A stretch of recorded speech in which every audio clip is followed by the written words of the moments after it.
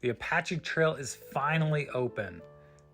It's been closed since 2019 in the Fish Creek section of the trail, which is basically straight in the middle of the trail. And so you've been able to access either end for the past 5 years, but you haven't been able to travel all the way through. So yesterday we drove down and completed the route from top to bottom, starting at the dam, did a little fishing trip at Apache Lake on our way down, and then continued all the way through the trail. As you can see, it's still dirt for the most part, but they are paving the road between Roosevelt Dam and Apache Lake. The Fish Creek section, to my understanding, will remain dirt. And then of course, after the Fish Creek section, there are several large sections of pavement. It becomes continuous pavement a little bit after Tortilla Flat. We found the trail to be in excellent shape.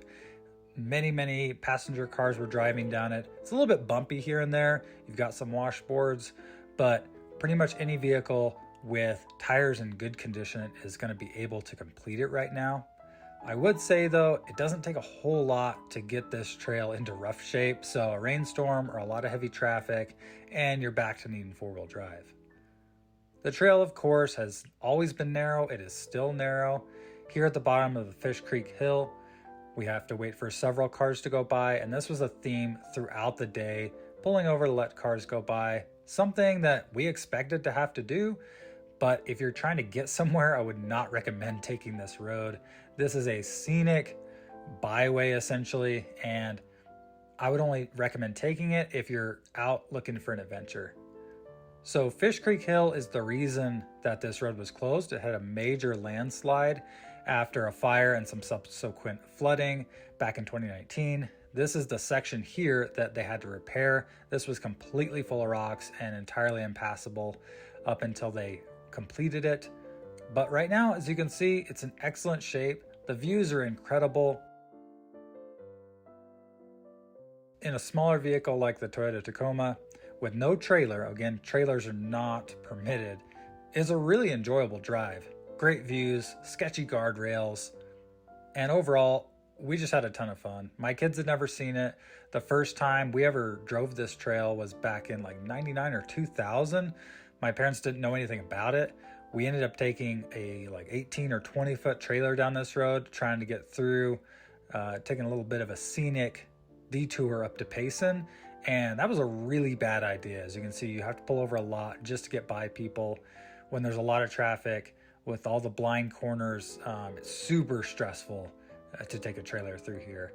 And so you're not allowed to take it through this section. If you're bringing a boat, definitely go from either the dam or the Apache Junction side, depending on the lake you're trying to get to. But this trail offers incredible views, a lot of history. It was completed back in 1905.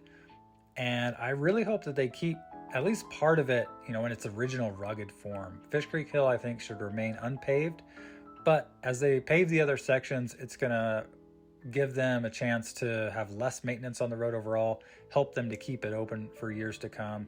And so I'm glad they're putting some work on it and not leaving it closed so we can access this great historic route.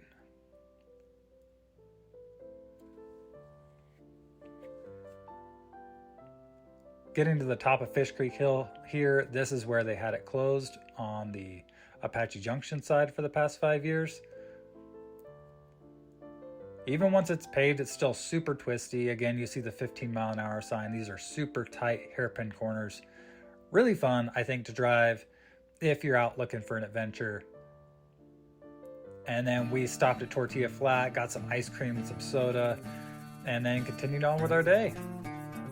All right, guys, we'll catch you next time.